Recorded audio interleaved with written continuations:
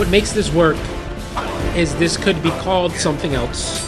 It doesn't need the IP. There is nothing about this that, save for the name, Pirates of the Caribbean, that is exclusive to Disney and the ride.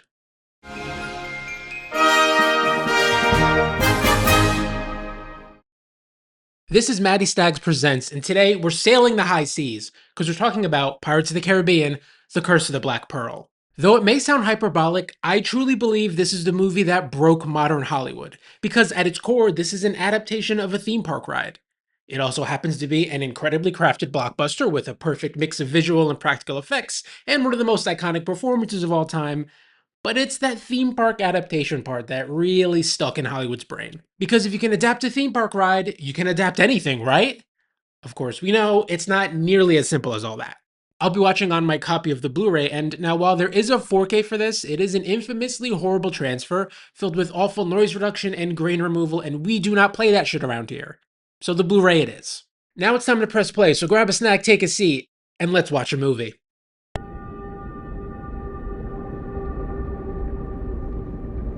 I just had a wonderful experience with this movie's DVD screen. It had a very mid-2000s CGI skeleton asking me which thing on the screen I wanted to select. And there is an arch to the DVD screen that was popping the most in this time period, obviously because DVDs and Blu-rays and all that stuff were so new. But making a DVD selection screen Mr. Gibbs, that will do. Is a fun thing that we've really lost. And this is like, obviously, I'm speaking to a subsection of a subsection of a subsection of people. People like movies, people like physical media, people who like the DVD screens of physical media, but it tickled me greatly. I intend to see to it that any man who sails under a pirate flag or wears a pirate brand gets what he deserves. I also think this is a short drop and a sudden stop. A perfect opening scene because it is perfectly pitched in its spookiness. This is a movie that does spooky very well, which is a very different thing. This image is a great image. The difference between spookiness and scariness is a fine line that this movie rides wonderfully. That doesn't make it horror, but this is, you know, a movie that's accessible for everyone. It's for kids, it's for families. But this, skeletons and all that stuff, this movie understands spooky in a way without being too scary, but being perfectly uncomfortable enough where it won't horrify or like traumatize kids. It's heavy fog. I mean, this movie's use of practicality, which they largely had to. This was 2003, I believe. Came at such, I mean, look at this. Holy shit, that's all real, baby. They are, not only are they on a boat in the water, a thing that now is very rare. Because, I mean, look, and it's a pain, all this stuff is a pain in the ass to shoot with. It's why people Everyone's thinking it, I'm just stopped doing it as soon as they could, Pirates. feasibly with VFX. But it adds so much to it. It is impossible. I mean, water is very hard to animate. I can speak from personal experience from what you're looking at behind me right now. And there is nothing like a substitute for having a big ass boat in the water. And I also think Take care of him. the performances also always reflect that. But also what this movie does that is like, this movie does a lot of things. This is an incredible blockbuster, one of the best blockbusters of the modern era, for my money, is also somehow My name's Elizabeth Swan. very grand.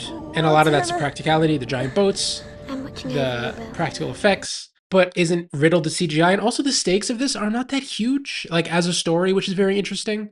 It's mostly about, God, they're wonderful. This is also, I think about this prop all the time. You're a pirate. Goddamn. That this movie is mostly just about like a bunch of scary pirates. Like that's obviously minimizing everything, but the whole world isn't at stake.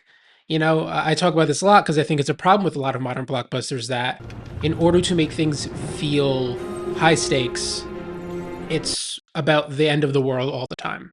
And this is very much not that. I understand this series gets very big. Oh, that full focus to the Black Pearl, baby. Yeah, dude.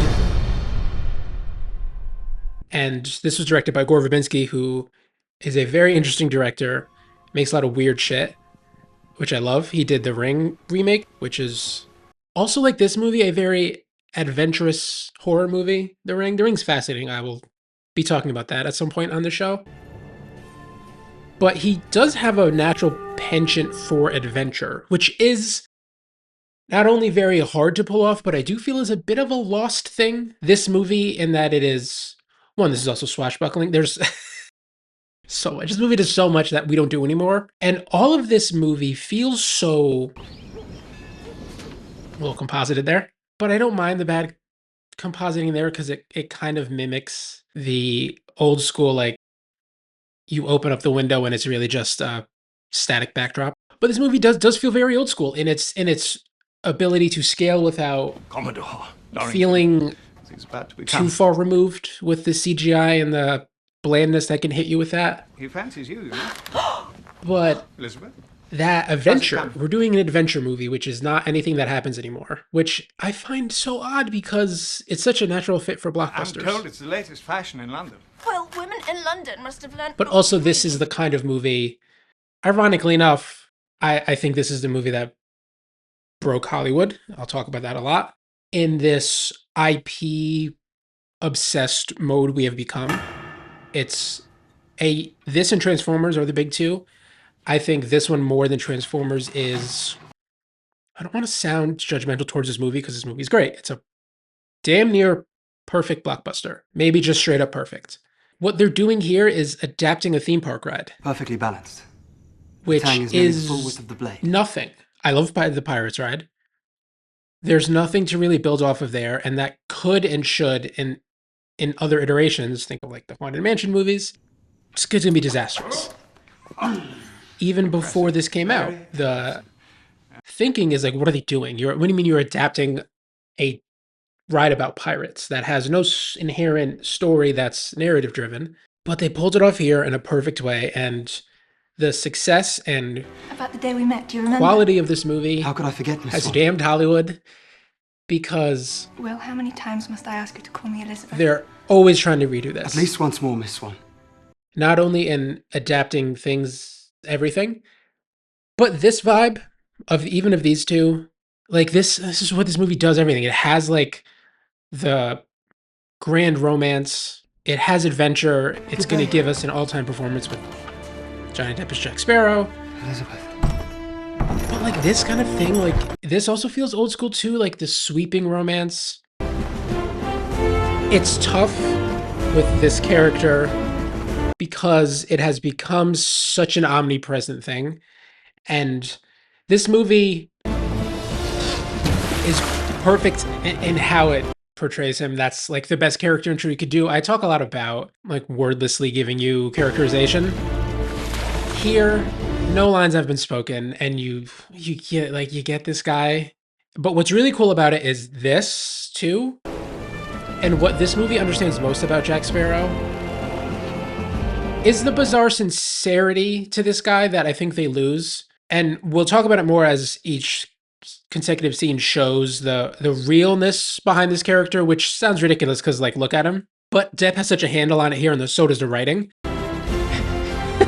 It's so fucking perfect, man. He's doing a bit of Han Solo here in the bumbling, not bumbling, but guy who's constantly overwhelmed but always pulls it off and is charming and is a bit of a wild card. And I shall need to know your name. He still hasn't said anything. What do you say to 3 shillings? There's your first lines. But this is such an insane way to play this character and doesn't feel like it was written this way, which is why this is the perfect. You can tell in the way he functions in the story, in the way he functions in all these scenes. It was written as a kind of a weirdo, right? But like no one was expecting this. How could they? But that's what makes it work. That the weirdness is largely in performance and not in how the character is weaved into the story. It is what I call like the Boba Fett problem. You have a character like Boba Fett in The Empire Strikes Back who shows up and everyone loves him and you go, obviously we need more of him. So you find ways to plus up in the next movie. And when you have, obviously Captain Jack Sparrow is a larger character than Boba Fett was. Shit like that makes this one here a bit superfluous. But that makes the really. problem worse. It compounds the problem because he is a supporting character in this and he becomes like the lead. he's doing too much in the other two, both in how often he's on screen and how the character's actually written, that you're trying to, it feels like they're trying to force it. Where here it feels so natural, it feels so genuine. But even the way he plays it here is also, I think, the best. It's supposed to be very fast. Because there is a silliness, but it isn't over the top. I think the things like the Jack Sparrow run and all the stuff he's famous for, the silliness gets cranked up too much in the next few movies. There's just enough of it here. He is less You've seen it. goofball in this and more wild card. Seen it? Yes, I have. You've That he's, been in this for a few minutes already, and has a couple jokes, but it's nothing crazy hammy. This also always has a lot of fun with who is the focus of the scene. All of the interesting stuff is often happening away from the narrative focus of the scene. By this, I mean, he's talking, he thinks he's the star of the scene, but it's not really his scene. And that happens when he's not paying attention. And then they made me their chief. They just did it before with Jack Sparrow backing away those guys are talking. Like, it's almost like a lot of the characters think they're being filmed in a different movie than the one you're actually watching. Oh yeah, here we go. This is okay. I am so into, and we'll see them when they come out, skeletons of any kind. But this movie's incredible handle on, like what I said, the spookiness. Like even this shot, that could be such an upsetting image because it's bodies being hung, but the choice to make them pure skeletons as opposed to decomposed bodies, you see it a lot in like movies that are dealing with a cartel and stuff like that. It's always seen as an upsetting image, but here it's fun. One, skeleton's a massively underused thing in any kind of movie. I'm always happy when a skeleton shows up. But is that, I think, represents the difference between spooky and genuinely scary. But it's odd because it's such a weird, upsetting thing to think about skeletons. There's going to be a lot of skeleton talk in this episode. Well, that. Clearly you've never been to Singapore. Dude, he's cooking so fucking hard. This is like an all-time movie star performance. Where did you get that? He was nominated for a goddamn Oscar for this. You know, when this came out, this was like a huge movie for me as like teenager. But it's a movie I hadn't really intend to kill my rescuer. Watched up until a couple years ago for about 10. There was like a 10-15 year period where I just hadn't seen this movie. Partially, I think, due to the latter sequels not being as good, but also there's like 5 or 6 of these, I think. I kind of forgot. I know there's the main trilogy. Had a brush with the East India and then other Trading stuff Company, happens. did we? I stopped watching after the third one. But also because Jack Sparrow has become so Hang him. everywhere Keep your and guns was on him, for men, like Gillette. 20 Fetch years some irons. in pop culture that it kind of got annoying. But being able to come back to this movie after like 10 to 15 years, I have such an incredible appreciation for it now. As this perfect well. blockbuster, but also this performance. Sparrow, isn't it? Captain Jack Sparrow. Even though Jack Sparrow's everywhere, this is also, you watch this and you're like, oh my God, look at this guy cook. Obviously, everything's Depp's doing, but kind of like I said before, his function in the story and each scene, it keeps him And I half expected it to be made of wood. perfectly low status, where You are he, without doubt the worst pirate I've ever heard of. But you have heard of me. that's everything. That's the whole fucking thing right there. Even though Jack Sparrow is Pirate or not, this man saved my life. always on the low end of the getting the short end of the stick, he always figures it out, but it doesn't feel like pure luck. It is a mix of luck. It is a mix of him being a wild card in the scene and being able to just do things out of impulse and figure things out. But it never feels like the story's doing him any favors. That every time he gets the upper hand in a scene, you're always like, oh, that's because Jack Sparrow's smart. And Jack Sparrow being smart isn't a thing I think you think of if you were to like write out a rap sheet on this character based on everything and not just this movie. And we're getting the score too. Jesus Christ. We haven't gotten the main theme yet, but this stuff, even the spooky score too is great. I mean, these sets too, there's just like, and when this stuff works, I also think it is semi-subtle, particularly Depp, dude.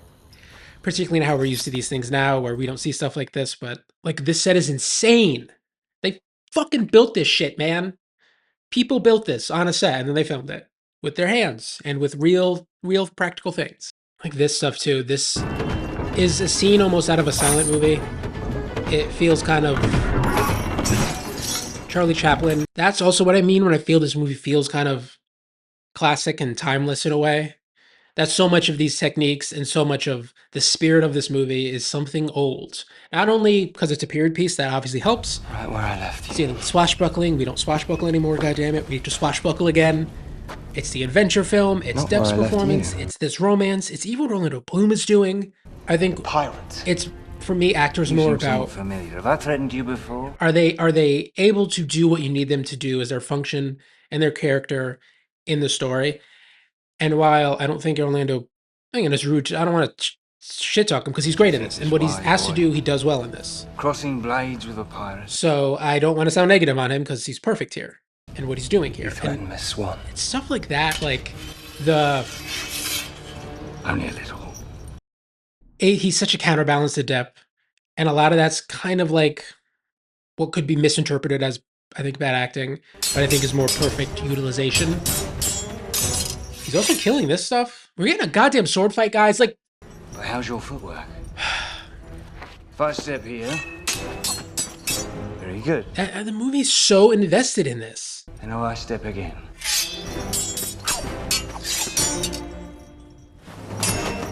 Because what Bloom is doing is such a classic hero. And I think that is a skill in itself. I think he's good in this. I think he's good at doing that classic hero, which is a lot of things people can't do who are traditionally great actors. I don't think Depp could do what Bloom does. Bloom can't do what Depp does in this. And then the donkey starts moving like fucking A. Which adds another layer to this scene too, that it's a sword fight, which was great before, but you've got the hot sword, which is giving you sparks. You've got the donkey moving, which just adds another obstacle to the scene. I talk about layer stacking You need scenes. to find yourself a girl, mate.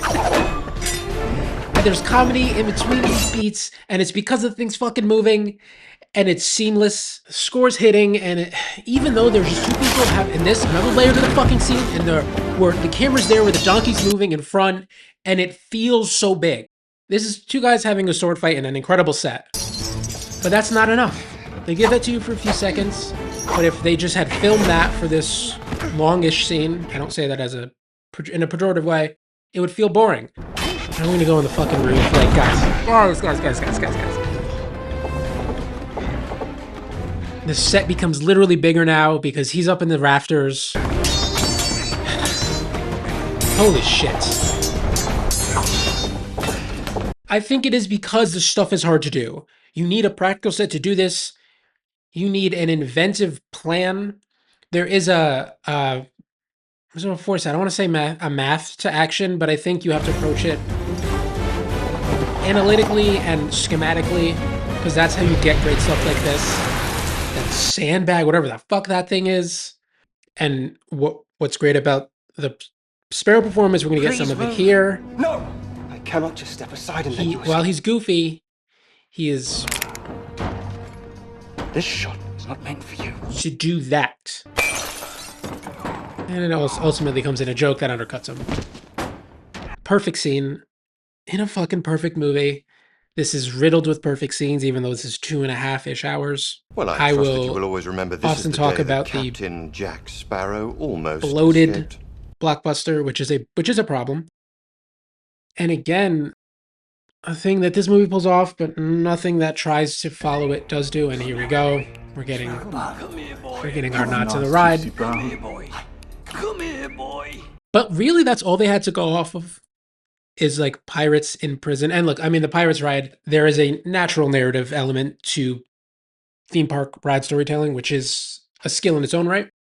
But when I say there's nothing to do, nothing to take away from that, it's adapting that into a script is just not the same thing. And she's great in this too. He's a fine man. An actress who has a fascinating career and is like 17 years old in this, which is crazy in how capable she is in this. And like Orlando, is a perfect match for Orlando Bloom in the kind of classic character she's playing, even though there are modern, here we go, getting the spooky, there are modern modernizations to this character. She's very much able to like fend for herself, which is great. Look at this fucking lighting. It's cold outside, warm inside. We're getting some beautiful fog machines in this movie. Look at this, is cranking. Love a goddamn fog machine. We got a big honking boat coming in a port. And we're going to get us like a cool naval battle scene here that we don't ever see. Look at this goddamn fog machine. Holy shit. No, she hasn't. Ghastly weather, don't you think? And these, I don't know these actually off the top of my head. These guys are such perfect, stuffy British soldiers. And again, we get another big scene. Like, look, some VFX here for sure. But this comes at a perfect time, much like the movie we last covered, Casino Royale. Comes at a perfect time for CGI because it is just one of many tools in filmmaking, not a giant crutch that has become now. Love these guys too. Part of the classic nature of this is you have these two incredible comic relief duo, which again is a lost art and perfectly pitched and never too silly. Also, these guys are kind of scary. It's all of this stuff. This is, if you look at this from like, if you were to do this realistic, this is very upsetting because God knows what these pirates are doing to, you know, the places that they were pillaging. But you have the classic hero running through, saving the day, knocking out, killing in some cases these pirates. This is the kind of thing you should have to study when trying to figure out how to do a blockbuster. Even though ironically, they lost handle. And like all great things that I think are groundbreaking and perfect, you nail it one time. It's a thing, I don't know if I've ever said it here. Yeah, see when you get smarts. Yeah. It is a minor miracle whenever a movie gets made, period. Anytime someone writes a script, anytime someone gets money for that script, anytime someone finds actors to act in that script while maintaining the money, anytime someone films that script while maintaining the money, and they finish it and they edit it and they put it out, that is a miracle. Truly. So when it's good like this, it's a compounded miracle. So that's why a lot of times when they figure it out once, they always she gets undercut too. This kind of balance, I think, is hard to strike. And even though it's easy to identify with weirdos and nerds like me watching it and diagnosing it, God, his fucking eyes too. Oh my God. Pop it. So the costuming in this is insane too. The makeup here. Everyone's so all these pirates are so damn dirty. This movie does a great job of making it seem like it must have stunk so bad in that time period. Yeah, look at this. Oh my goodness. That lighting is crazy. It's gonna get... Dude. Yeah, look at that. Actual filmmaking talent on display in a blockbuster is again another miracle. Because anytime money gets involved in these things, it just gets 10 times more complex. And it kind of functions, I feel like, against logic that this movie did great, so you would just go, hey, the sequel, as much money as you want, go ahead and cook, which rarely happens, one, but also isn't always the best thing because budget constraints often make things great. I think about Jaws, a movie's greatness who was defined by the fact that things went wrong. But even beyond that, it's like a perfect storm when these things are great. That given no studio interference and given just the right amount of money, still goes wrong. Undercuts hit every... And why I think this movie should be studied, you need to undercut every character in your movie in some way. And we've lost a lot of that. My sympathies, friend. You've no manner of luck at all. From ego of actors, but also the false perception of what the audience wants out of these movies and what we want out of our heroic protagonists. Here we go. God, look at this shit. What a wonderful shot. You know nothing of hell. This guy crushing that line. But all of the like side kind of extra bit parts in this are also perfect. That's very interesting. Here you can see him and what makes this part of Jack Sparrow. There's a calculation he's kind of doing that you can tell in his mind he's trying to figure out how to use this to his advantage. And it's a thing he's pocketing for later and that will come into play later. And also how each of these, he's like, When spoken to. not afraid to be harsh. All of these guys are so different, but the weird Aye, sir. kind of mirrored in Johnny Depp's and Captain Jack Sparrow's weird morality. I almost said Johnny Depp and morality in the same sentence. What is it that you want? Not I going want there. you to leave and never come back. The weird kind of sense of justice and rules that the pirates have is really cool. Well, I suppose if it is. And also how she, right, like, there's no point again, in it makes looking at her strong, much like intelligent characters, I think, trying not to step into naughty territory here, strong female characters are so rarely written right Elizabeth, that don't feel, I don't feel like it's pushing too hard, that it's trying to have the character tell you who they are as opposed to showing you who they are. Turner. Show don't tell coming into play once again here. Bootstrap. Particularly with female characters, because I think there is such a tendency to like hit that button too hard because you really want to establish it. But here we just saw she's able to, one, like physically stand prone against the two bumbling idiot pirates, but is now on a ship of men who obviously are capable of horrible things. One of them hit her, you have to take me to but shore. isn't phased, According to but the doesn't code of the Order feel of the Brethren. You return too to shore was fearless. not part of our negotiation. But the fear is real. So I must do nothing. But also what she just did with the thing shows off her And smarts. secondly, you must be a pirate. And she's able to stand her own, but also feels clearly inferior. And as far as strength goes, it's really, really tricky And stuff. thirdly, And she's the great at this code too. is more what you call guidelines than I think that's part of where I guess the youth comes into play. Welcome aboard the Black Fucking- Pearl, Miss Turner. Jeffrey Rush, man, part of what makes this movie work is he feels like an animatronic, particularly there in that line reading, come to life. Just the way he's moving his mouth. I do wonder if they either consciously or subconsciously base some of their performances on how animatronics move. But like the jaw movement and stuff there, he looks animatronic, and not, I don't mean that in a bad way. I don't mean robotic. I mean that weird, there's something inherently uncomfortable to looking at animatronic. How thrilling and fun and exhilarating it is and captivating to just... Oh, so it is that you found This it is now. like, to watch, this is like the genuine magic of an all-time performance. Whatever he's doing And in if you're this, intending to brave all hasten to I a find rescue myself and so win fair ladies' heart, unable to look away. you'll have to do it alone. But mate. that juice eventually fades in these movies. If you spring me from this cell, I swear. But on and that pain he's of able death, to read. He's I able to shall take you read the people Black Pearl and your in every bonny scene in a very lace. fascinating way.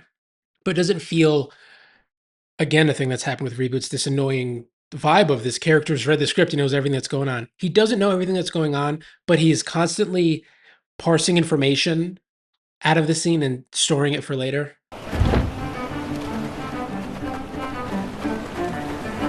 That moment, holy shit, like talk about a perfect moment with them standing up and the score hitting. Here's another impossible thing. Maybe think about how that works, that is physically impossible. Particularly, mostly, again, this is the thing that's like, I don't want to be CinemaSins because I hate that shit. It's fun. This is such a fun scene. So the movie goes, fuck it, I don't care if it's physically possible. It's about having a fun little scene where he's smart and they show their smarts and get away, and it works, even though it doesn't work in reality. That's some annoying shit you read on the internet. Not think about it in the moment. Everyone stay calm. We are taking over the ship. And he's gonna, Bloom's gonna, oh. That's a great shot. He also oddly sells the hell out of that. It's the earnestness. I'm Captain Jack Sparrow.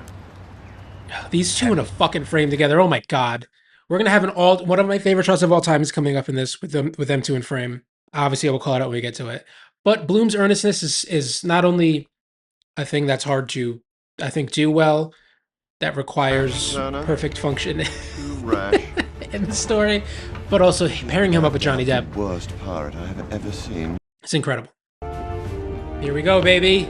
Get ready. Oh, there it is. Give us wait for it. Oh my god. That is like movie star shit. I say movie star shit a lot, but to hold that shot, that's everything. That's everything about Jack Sparrow in one shot. And even this, the smarts of drawing their attention on one ship, hopping off the other. It isn't Depp having to, and I feel like if this movie were made today, Depp would explain the plan to Orlando Bloom before. Jack Sparrow would be like, we're gonna go on this ship. It's like, no, man. Have faith in your ability as filmmakers and also the audience. That even though a lot of times they're on their phone and bullshit today. Just get them in range of the long This is nine. before that happened, so you'd assume the audience is actually watching when they're in the theater. And they're watching in a theater. But that said, trust your audience to understand what happened. And I also think it's less about the details of what they did. You knew they outsmarted them. That's what the scene's trying to drive home, and I think, oh yeah, a little CGI there, but it's good. But it's good. It's got to be the best pirate I've ever seen. So it would Looking seem. out into the horizon. Oh, Lord. Every scene, this is why I do think this is a perfect movie. Before I said damn near. Perfect. No damn near. Every scene has a point. Every scene is informing character or pushing the forward story. I'm not a simpleton, Jack. You knew my father. That scene we just had of them doing the little sneaky sneak, informing character. Here, informing story. Probably one of the few who knew him as William Turner. Perfect. I also think a lot of that has to do with Good man. Good pirate. getting a good script and more or less sticking to it. You read about Nightmare Productions. Sometimes they're able to pull it off in the edit. But if you think about this, whoever wrote the A script good, respectable man who obeyed the law. Was a bloody pirate, a scallywag. did not expect Depp to come on and do this. But the movie doesn't change because of it. That's what really makes it all work. You have a good story, you have a good script, you have this character and his function written, and then Depp just expands it. He's going to say it all. The only rules that really matter are these. What a man can do and what a man can't do. Perfect. And show don't tell can fall apart. And I that line, can't bring the ship into Tortuga all by me once, me savvy? that it's hard for a character to give their POV without saying, this is who I am. But he did it there with that line. Can you sail under the command of a pirate? Oh, we're looking up. Or can you not? Yeah. Tortuga. And he's so good. The little glint in his eye. We're getting, this is, there we go. This is the ride. Tortuga, savvy? They're bringing you into the ride. What do you think? You're able to put all this on paper and say, Scarlet. it is a adaptation of a theme park Not ride sure I that is deserve 2.5-ish hours long and contains Giselle. a like wild card character who's the actor's playing, he said like Keith Richards. Giselle. You'd be like, huh? How does that make any sense? Yeah, dude, let him just moving through these scenes. Keep a sharp eye. Oh, we need to swashbuckle more. I love pirates. It's such an undermined area of history. Similar like Viking stuff. We don't get a lot of Viking stuff either. Honestly, don't get a ton of samurai stuff. I'm going after the Black Pearl. I think a lot of it, especially after this did it so well. This is, hard to top. Not that you shouldn't try, but Depp is also like I such a. We're gonna talk about him as an actor. That's all we're gonna talk about. The kid? That is the child of Bootstrap Bill Turner. So weird in when he has been successful. Obviously, this is his best role. This would be anyone's best role. Leverage says you. But is such I feel a change in the wind. this is a movie star performance, but the character is not the main character in the movie. And again, it's a grasp on the handle they lose because by either demand from Depp or by natural inclination, he becomes the lead. But like, how would you even describe the qualities that make this work? It's so weird. I mean, I have and I am, but it's hard to find an actor who could do all that. And I think that's why it's not a character that's on the page. It's the actor. He requests you wear this. The actor comes to set with it. Well, you may tell the captain that I am disinclined to acquiesce to his request. All these candles. He said you'd Interior say sets that. are beautiful. And also, I think, again, like, these two guys are very R2-D2 and C-3PO in a way. You can map a lot of archetypes onto Star Wars because not only stole a lot of archetypes, I don't say that's a negative thing. I love Star Wars, but defined a lot of modern archetypes. The comic relief duo is not a thing Star Wars invented. It's a thing Star Wars popularized and did really well. God, look at fucking Rush. He's so scary in this, in that perfect spooky way. He does look like a damn animatronic here. And I mean that complimentary. The way he moves. Jesus. And the apple's one of those next. And this is also what I say, this must be so fun to just like do the thing, do the pirate voice, wear the crazy hat, put in the weird contacts, put in the fake teeth. Oh, that laugh. It's crazy that we've, we're an hour into the movie. You don't know what and this we're only is, really do you? getting the Pirate medallion. honest premise of the movie. Gold. And this kind of heavy exposition Blood money paid to stem the slaughter. could be terrible, but armies. look at who's delivering it to you. Gods placed upon the Oh, gold. goodness. A terrible curse. Crushing. Removes but a single piece from that Oh stone my chest. goodness, man. This is fucking magic. Is this also, I think, is all natural lighting from the candles too, which is, he's gonna do it. Took 'em all. Come on. Do it. Do it. We took 'em all. They like drop a little sound effect in there too as he did it. I think about that line all the time. And like I said before, how it's crazy for an hour in to be dropping the premise, but I mean, I guess we saw the skeleton hand when the guy choked out Sparrow, but to really not explain what the deal is with these guys until we are almost on the literal hour mark. Also, like, you buy her holding a knife too. Dude. Yeah, here we go. Here it is. I'm curious. After killing me, what is it you're planning on doing next? Yeah, dude. Here we go. Look at him. I mean, we don't see them full skeleton mode until a full hour in. And this too, how they're all like, this feels almost like a old school, and by old school I mean like 90s Disney vibe, where like they could almost be singing the song here. There's like, their movements are very musical. Her bouncing up and down, this feels very like, be our guest, you know? There's a world where this is a song and it would work. Also, these guys look great. We're gonna get an incredible shot with Jeffrey Rush later with the visual effects. But also that it's the skeletons, and it doesn't need to look 100% perfect. It's when that CGI is great, it looks so much like its own thing as opposed to mapping onto reality. A skeleton monkey. Come on.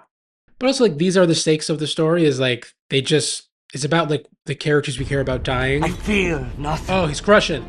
Not the wind on my face, nor the spray of the sea. Oh, man. Here we go. Yes, sir. They get a lot of mileage out of that, reaching out.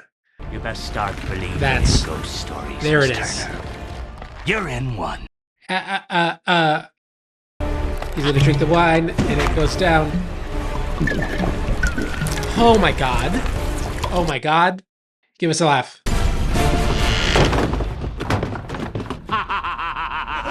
Such a... What are you looking at? Back to work. Like, this is what makes the movie great. If I had to pick a scene to just snip out and be like, here is the whole vibe of the movie, what they're going for, that's it. That's the spookiness I'm talking about. Spooky without being like genuinely scary to kids, but doesn't feel like kiddie bullshit. It's so crazy of a fine line. That's also part of why this is the movie that kind of broke everyone, not only in Mr. Cotton.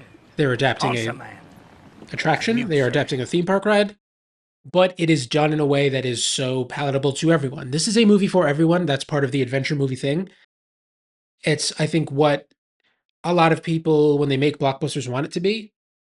And I don't think that's every movie. I don't think that's every blockbuster movie. And I talk about whenever there's water on screen, like, God, what a pain in the ass to film this must have been. You cannot fake this shit. That's the star of your movie right there. Getting gallons of water dumped on him for who knows how many takes. At least a couple.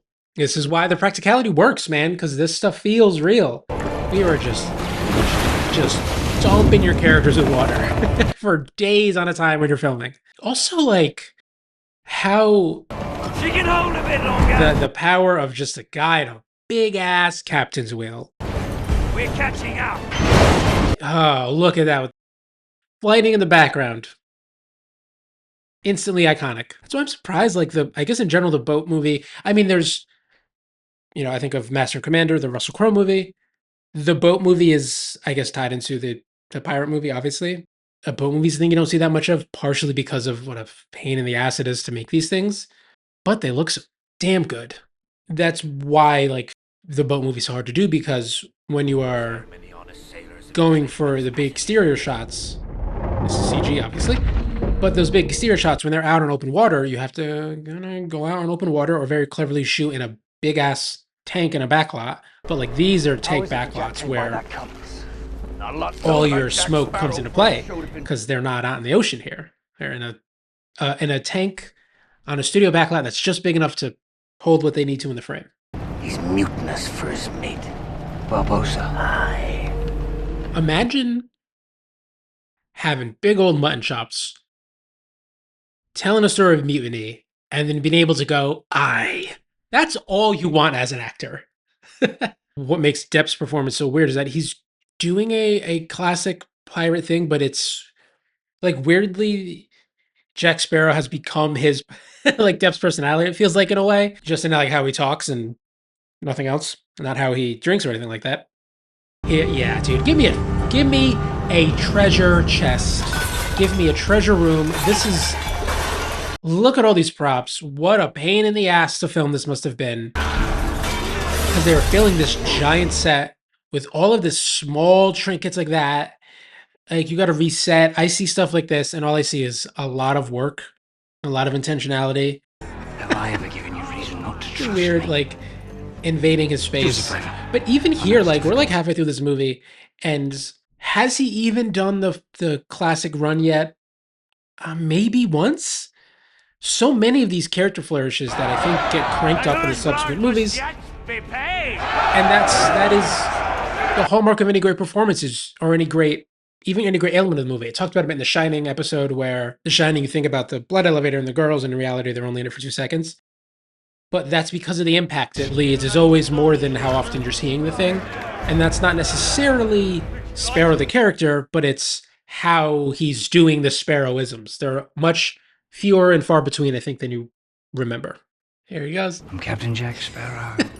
That's I really think what makes the character work, and why. Gents, y'all remember Captain Jack Sparrow? I think you say we kind of misunderstand what makes this character work, because the popularization is the run and the silliness, but it's this stuff right here, and I think that's why you really like him. The girl's blood didn't work. And without all this stuff, he would be too hammy, would be too silly. And this stuff is less memorable in the way that his funny runs and him talking about the rum and all that stuff is. But it's more important.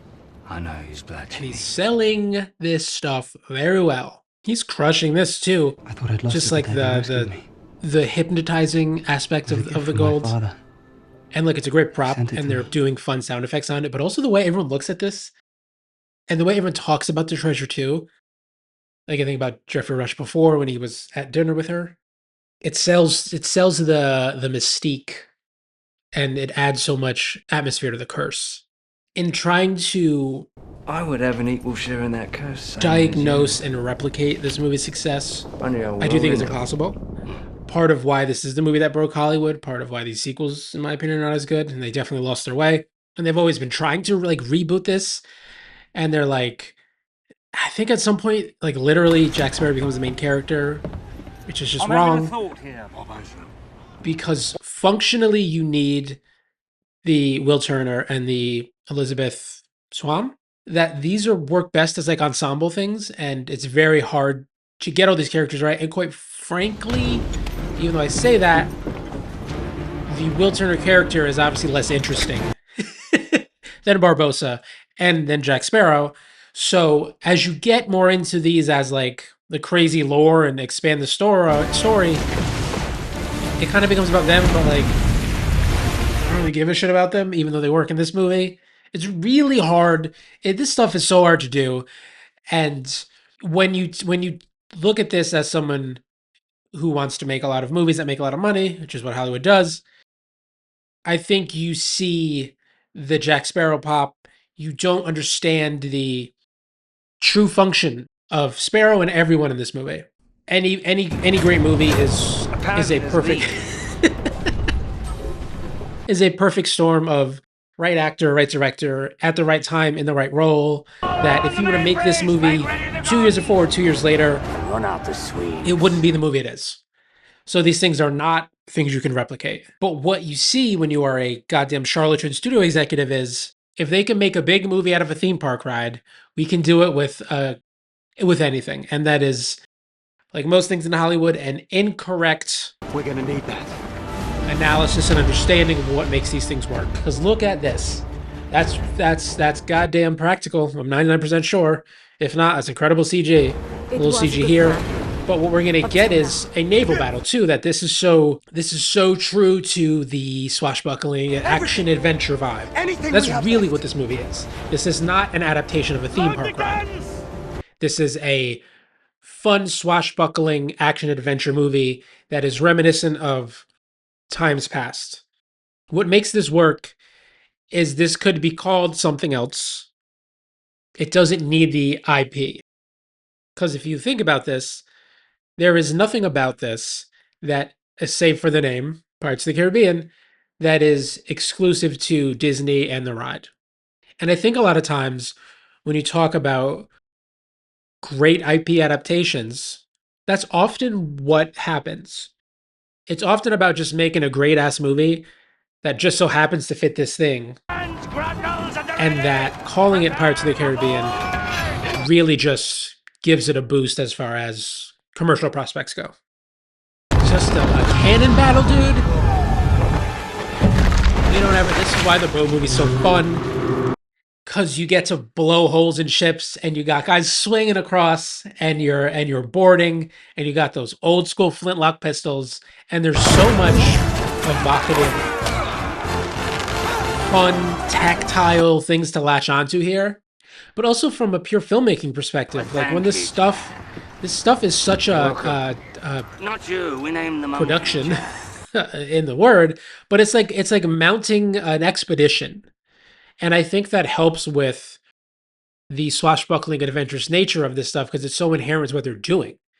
Like, that must be how it feels to be on these sets. I'm sure that's just like so... I don't want to sound like I'm minimizing acting, but like, God, you must get such a boost from being on these sets. Here we go. Give me a boom. Oh.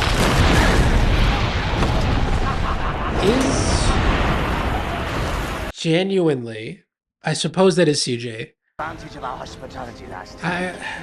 Like, that is falling. I wonder if that close-up... I don't know. Like, when these things are great... Yikes. This movie was made in 2003, which is crazy to think that, like, I can look at a CG effect from 2003 and be unsure. Who are you? No one. A distant cousin of my aunt's nephew. He's sparring hard. Again, there we go. Lovely singing voice. Do it. Go ahead. Unique. My name is Will Turner.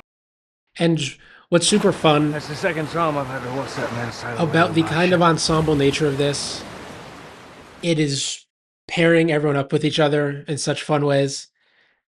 Part of what makes Jack Sparrow as the wild card so fun is that he can bounce off anybody, and he has interactions with almost genuinely every single character in this movie.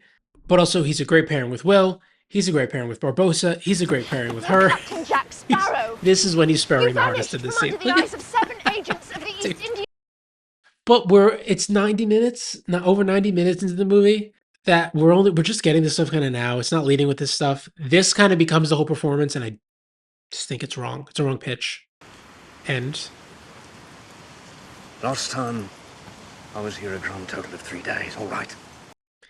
the guy being full of shit. It's the Han Solo thing, where this guy is myth making himself in such an interesting way that he buys into it, but is able to sell it well, but is really just a guy who's just constantly trying to figure this shit out, and he's constantly on his back foot. I love characters on their back foot. That's the secret. That's so fun for us to grand watch. adventure of the infamous Jack Sparrow. And it's why a character like Jack Sparrow Spent 3 days is lying on a beach so tough, I imagine, to write after, especially after this. Welcome to the Caribbean, lad. that like this guy is most interesting when he is in over his head and he is losing in situations. Like, how do you constantly put this guy in that situation? What makes it so interesting is he's sparing It's not hard. just a keel and a hole in the deck and sails. That's what a ship needs. There's a weird stole. But the Black Pearl. He is, really god is. damn, man. This is Freedom. what makes the character so good. It's not the funny stuff. That's all extra. He's gonna give us a little twirl. Come on. Dude. But when he pulls the serious stuff back, it gives an extra layer to the silliness that does kind of feel like performance. That he's always, you never really know in a certain scene what he's doing necessarily, because he always has like 10 different plans going and he's always looking for a way out. Inescapably. That it feels like his silliness is often like a defense mechanism and a way to like charm people, to get them to underestimate him, because that's when he operates best, when people underestimate him. We're approaching the third act now. Is a really weirdly structured movie. What do you have to lose? A lot of the movies we've been covering lately on here, it feels like Nothing I'd lament being rid of. not only bringing Norrington and the British Navy in after they've been gone for like the majority of this movie. They kind of are in the beginning, then they swing all the way in the end. They can't be killed! Don't worry, miss. But He's this- already they- informed of that. A little mermaid flopped up on deck and told him the whole This guy's story. such a fun little worm. They add such an interesting layer to this because you kind of need. This is almost like three different factions. You have Barbossa and the pirates, those pirates. You have like Will and Elizabeth and his pirates, and then you have the British Navy too. It adds such a wonderful chaos to this third act. But also he starts sparrowing harder as the movie goes on after we've gotten like a foundation of relatively, I don't want to say normal because this is not a normal guy, but like it's so important to So we're all men of our word, really. Except for Elizabeth, ground who this is, in guy fact, a woman. in what he is in the first like hour plus of the movie, that Don't want he to can be kind of doing really that. start to go off as the movie goes on. No, I really think I do. Your funeral. It's one of those magical performances where it all feels improv. Everyone else reacts to him like he's going off script. Well, because And that's why it feels improv. He's smacking that guy's hand away. These little things that just break the reality of the scene in a good way that makes it super entertaining, but also why I think he adds such an oddball energy and why everyone's able to feed off that. And it livens everything up. Here it comes. He's Wait gonna to cook. lift the curse Jesus. till the opportune moment. I mean, obviously, it goes without saying, nobody could do this performance. You've been planning this from the beginning. Ever since you learned my name. That's I think of like when that doesn't work, when it feels like the character's read the script. He doesn't feel like he's been planning for this precise moment. It's not the Dark Knight Joker thing where it's like, oh, we meant to be captured and all this bullshit that like plagued a lot of these movies for the All hands to the boat. 15, 20 years after this, honestly, still happens. Apologies. You can But it works here because the character's so improv-y. Take a walk. Where he's always scrambling and that he's just collecting information and waiting for the opportune moment. Yeah, here we go.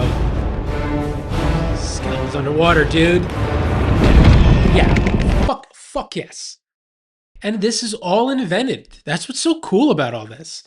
That like, and so impressive that they came up with this really cool story that isn't itself so iconic. And I feel like you would look at this and go, oh, surely that cursed skeleton pirates must be part of the ride, but they're not. There's skeletons in the ride, but it's just skeleton. It's just a dead body. It's not like there are dancing skeletons or any of the stuff was in the ride. They came up with all this. Genuinely great myth making, very rare. And that's when these things I think really truly take off. And you're really hitting the skeleton stuff hard now, where we weren't before. And I think is also, if this movie were made today, that you'd be leaning on the skeleton stuff a lot harder early on. Not only was that not shown until an hour in, it waited almost a full other hour to show them in earnest. The only other scene with the skeletons before this was when they revealed them at the scene where she first got captured. And this movie is able to be interesting without them, which adds to the power of them, because when they show up, you're like, oh yeah, I forgot that they're skeletons, even though this is about them trying not to be skeletons. Crazy stuff they're doing with this movie.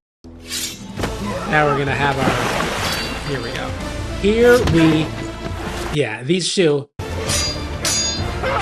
have this score blaring. Oh my god, you got like 3 different sword fights going on. This crazy crane shot and this beautiful set with these incredible pools of light bouncing off the treasure. You're off the edge of the map, mate. Here there be monsters. Fuck yes. Oh my god. Those pools of light are oddly gonna play such a perfect role in an eventual reveal they work towards. God, this stuff is so fucking magical. There's so much of a boost and so much fun you have with that constant. It seems like a cheap trick. We're gonna get it here. Oh, and we get a little. God, they give us a little like a splash in the score when that happens. They never make it not feel cool, and a lot of that's sparse use of the thing. It's Elizabeth. And again, why this is so effective and feels so old school in that way. Sparse use of a cool thing is very rare. Because if you have a cool thing, the natural inclination is just hit that button hard. But it allows you to have them here constantly, and you're not like, oh, it doesn't wear off. If they had the skeletons in one more action scene, it wouldn't feel as cool here. And you would take away from this, like, incredible third act, because right in Cannon Fire 2, it's doing everything now. This also, again, like, is kind of doing the Star Wars thing, where its third act is cutting to all these different little mini planes of action within a larger action sequence. We have a naval battle outside. Even within the ships, there's stuff, but we get to cut to this. And just with them building up to this specific point in the scene matters because, dude, to give me Captain Jack Sparrow. That's interesting. Come on, dude. It's like, couldn't resist, mate. When things couldn't feel like they got any higher in this already incredibly cool action scene, and here this fading in and out of the sun or the moonlight. God, such a crazy and like tough effect too. Like a genuinely impressive CG effect for 2003 that is stylized because they are skeletons and doesn't, again, like I said before, doesn't look realistic. I think it's important that they're not going for realism here. It looks great, but it's still stylized. A very tough thing to do. Keeping the hair So what now, Jack and like Sparrow? some We of to be true or the more tattered locked in remains every battle until on the judgment rib day, cage there. trumpet sound. Come on, dudes. Or you could surrender. This is when I think of adventure. Jesus, I think of Jurassic Park, but I also think a lot of the scores, particularly of this sword fight they're having. I'm gonna teach you the meaning of pain. You like pain?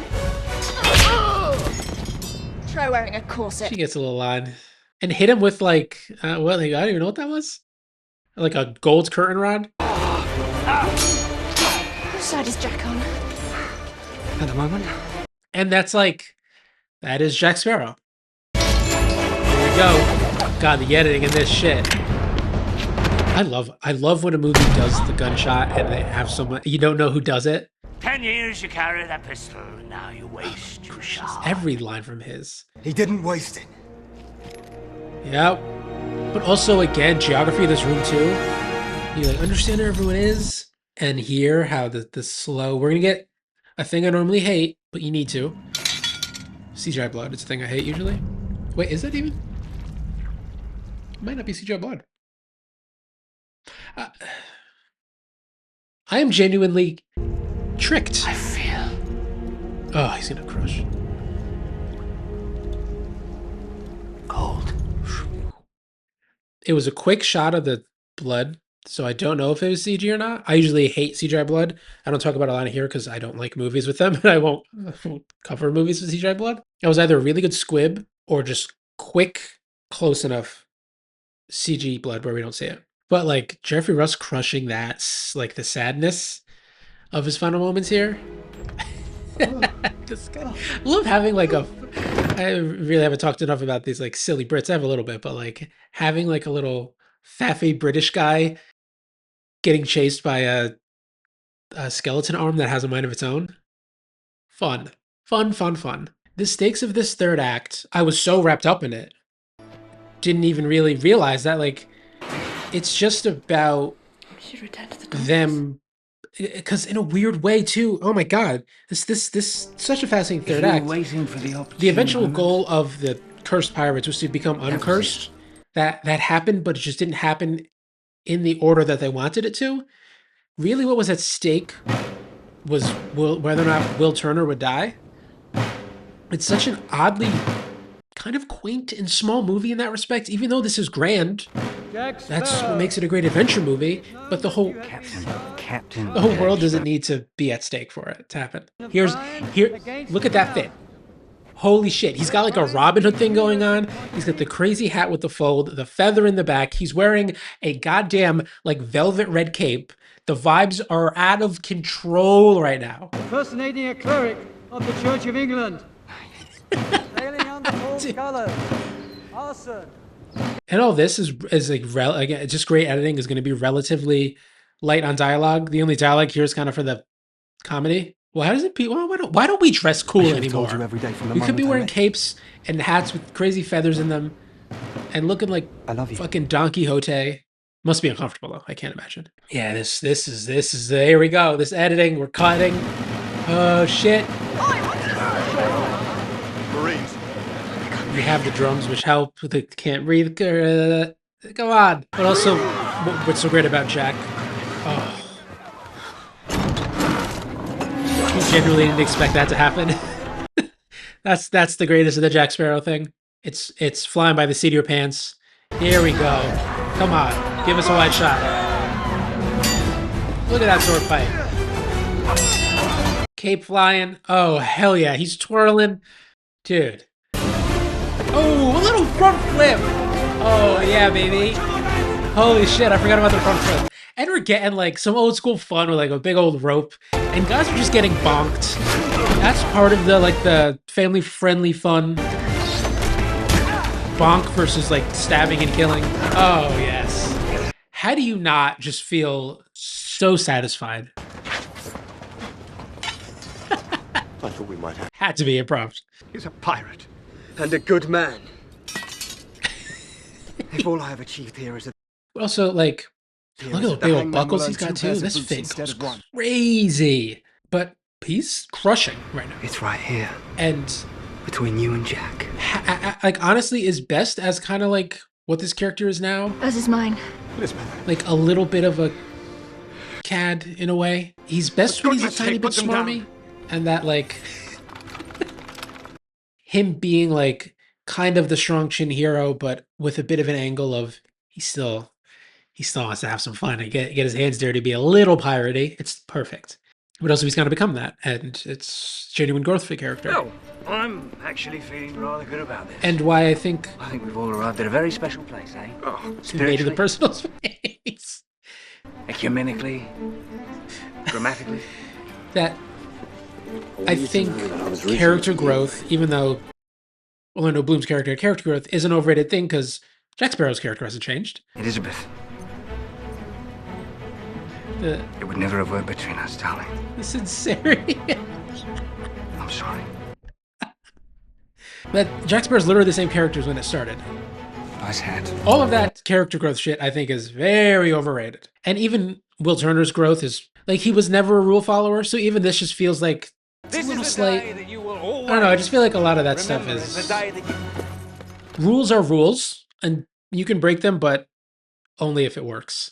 Because if it don't, then you're in trouble. Also, what's so cool about the Jack Sparrow thing, even as I'm saying it now, I'm realizing it's piracy itself can be the right course. It's how he rubs off on everyone in this fun way. And what's so fun about Norrington is in this fun kind of meta way, he's like, What about Sparrow? but Oh, I think we can afford to give him his one vibe is day's almost head like, start. yeah, these guys are cool. Like, this has been so fun to be around. I get it. He's like watched the movie in a way where he's like, yeah, I guess this movie is kind of fun. You guys can get a couple days head start. Here's a blacksmith. No. I'm like, oh, these two. Say it. He's a pirate. Yeah, dude. It's the sweeping romance. You don't ever get this kind of shit anymore.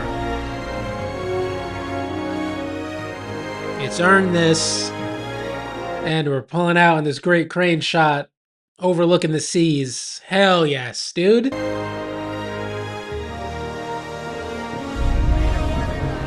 And like maybe one of the best final scenes and final lines in any movie we're building up to. Oh yeah. It's just, you feel like you've been on such a fucking adventure. It's so good. I don't know why we can't do this more often. And it ends on like a moment of like sincerity for Depp. The Black Pearl is yours. And for Sparrow, it's this kind of shit. He is just going off right now. And you get it without him having to say anything. There's like a bizarre vulnerability right there to the character. And I think all the funny stuff's fun, but like, Bring me that horizon. that stuff is where I think really makes this shit sing. Come on, here it is. Drink up, me hearties, yo ho. Boom. It's the note it sends you out on, like any great movie, and particularly for an adventure movie. You just wanna run when it's over. And that was Pirates of the Caribbean: The Curse of the Black Pearl. I think of this as a before and after movie, as in there was a time before Pirates of the Caribbean in Hollywood, and there's a time after it.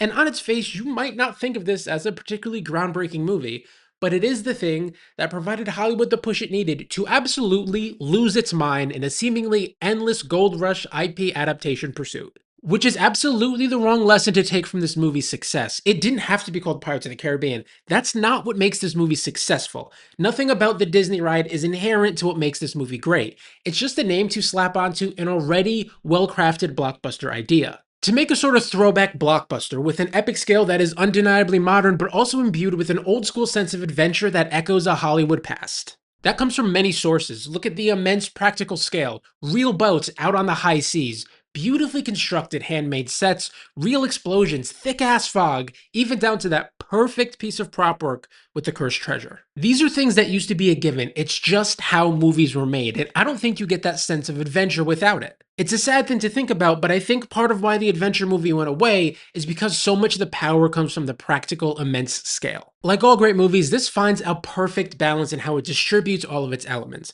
Look at the perfect balance they struck with Jack Sparrow. The performance is iconic for sure, but it doesn't feel like it was written with that in mind. His function in the script is not forced, it's not used too much, it's not even as overly jokey as you would remember. He is a fully fleshed out side character. There's a reason behind the saying, leave them wanting more, and that's exactly what you're seeing with Jack Sparrow here. This just has a perfect handle on the character, and it's something they lose almost immediately after this. It's like that irresistible lure of the Boba Fett problem, forcing too much of a fan-favorite character to diminishing returns. In the sequels, Jack Sparrow is not only written into the script as Jack Sparrow, where here he's more of a real wildcard side character, but all the nuance to him vanishes. He becomes a parody of himself. It's a classic sequel problem, the fallacy of thinking more is better, when in reality, you need that balance. And I'll give the Pirate sequels credit for adding in a bunch of really weird story ideas and very unique lore, even if they don't fully work for me. Like I said in the video, it is a miracle whenever a movie gets made. Compound that for a good movie. But then a sequel to a good movie, even more of a compound miracle. But sometimes it all works out, even if it's just the once. And while it may have inspired an intellectual property addiction that's going on 20 plus years now, we can't hold that against this movie. This one got it right. And if anything, this kind of complicated, messy legacy makes Curse of the Black Pearl that much more interesting to think about. That's all for now, folks. As always, if you dug the video, leave a like or drop a comment. All of that stuff really helps. And subscribe for more, because there's new videos every single week. each about a different movie with its own custom virtual background, like this one that I built myself. Thank you for watching, and long live the movies.